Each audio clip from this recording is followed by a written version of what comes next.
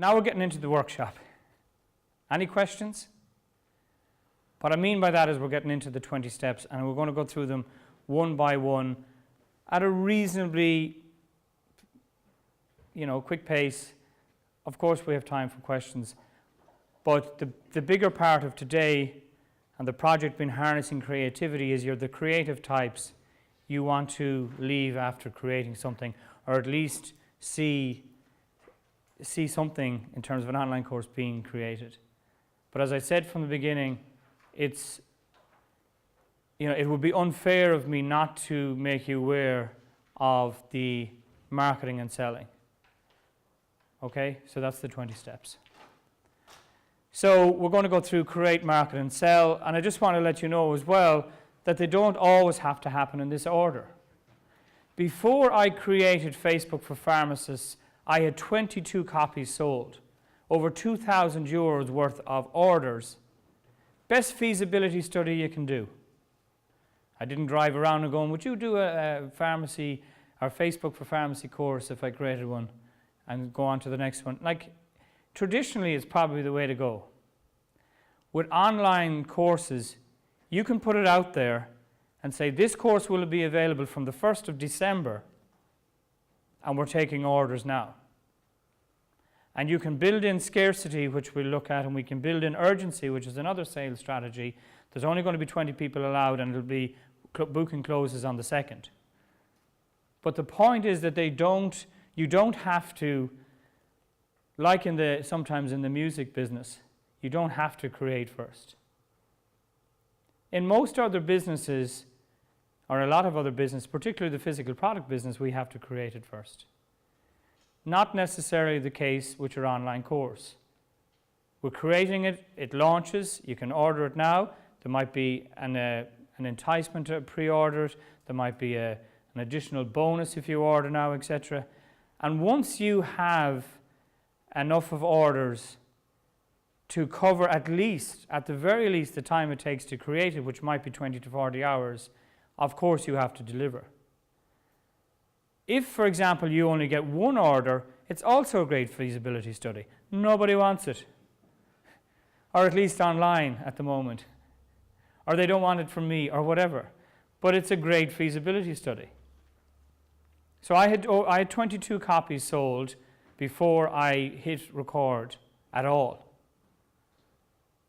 Just make sure you go and record it and don't get addicted to the selling part, and keep selling and go, I have something to deliver here. Start to record. So you can market and sell it first. People can pre-order it, and then you can create it.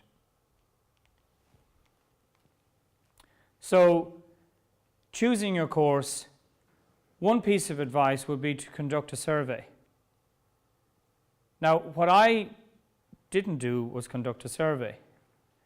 What I'm suggesting you consider, and what I done afterwards, is do a survey on the further courses. And I should have potentially done a survey at the beginning as well. So I would suggest you do a survey. And the survey simply says, I'm currently creating a new course that will help you learn to dance, learn to do yoga, learn Infusionsoft, learn Photoshop, etc. Please take a few minutes to answer the following 3 questions, and you email this to people who don't mind getting emails from you, i.e. your email list, which we'll be looking at in detail. So what are the top 3 questions or frustrations you have when it comes to X? People buy to avoid pain or get pleasure. You want to find the pain points. Your course will get rid of the pain. It'll be easier to sell it to them. And then what is the ideal format? You're hoping they're going to say ebook, audio, video, but they may say group coaching or other. But again, as part of your feasibility study and survey, you'll know, does what I do and teach lend itself to online? Now, what I have discovered over the last 2 years is that in Ireland, we're not at the point yet of how natural it is for people to learn online as much, for example, in the UK or particularly the US. but it's changing rapidly. How many people have gone onto YouTube to look at how to figure something out, how to do something? How many people? James is writing, but there you go. So everybody. That's online learning. How to is the most popular term typed into YouTube. And it's the second biggest search engine in the world. So people are doing it already. I had a talking to a guy in a digital marketing course once, and same question, and I said, what did you put in? How to change the battery in a Mini Cooper. Brought it out on his phone and done it. And he said he's afraid of mechanics, or being a mechanic, or working under the hood, as they say in the US. But brought the phone out, obviously good coverage. Yeah, pause, play, change the battery. So we're doing it unknowing to ourselves. The demand is already there. Now you might say, well, if YouTube is the second biggest search engine and that's where people are going, how am I going to compete with free? The answer to that is YouTube's quite disjointed, and while you might find one video about how to set up a Facebook ad, you might have to go looking somewhere else for the next one and the next one. And the other thing about YouTube is you have to know what to ask. If you didn't know that you could do ads on Facebook, you wouldn't put it into YouTube in the first place. Does that make sense? And there's no structure. You have to find a different person, potentially, for a different video.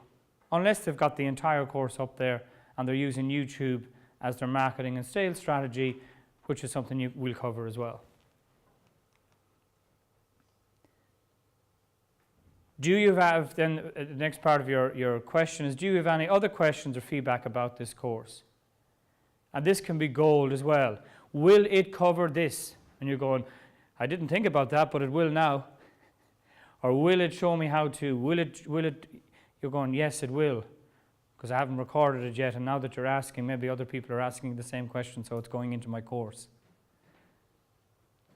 Now, if they say, will it cover this, and it doesn't, then that's fine too.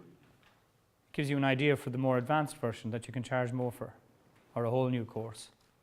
And at the end, optional then, would you like me to inform you when this is available? And then you've got a warm list of people that you can email and say, remember that survey you did? The course is now ready, and here it is, and it's online, and it's $95 or $495 or whatever it might be.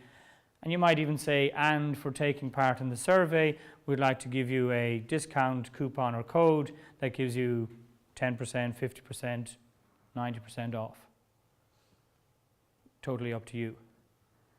The point is that you have content for the course, you have potential warm market who are going to buy it, you know what needs to be in it, you understand their pain points, and you're going to get rid of them. And 10 people could be enough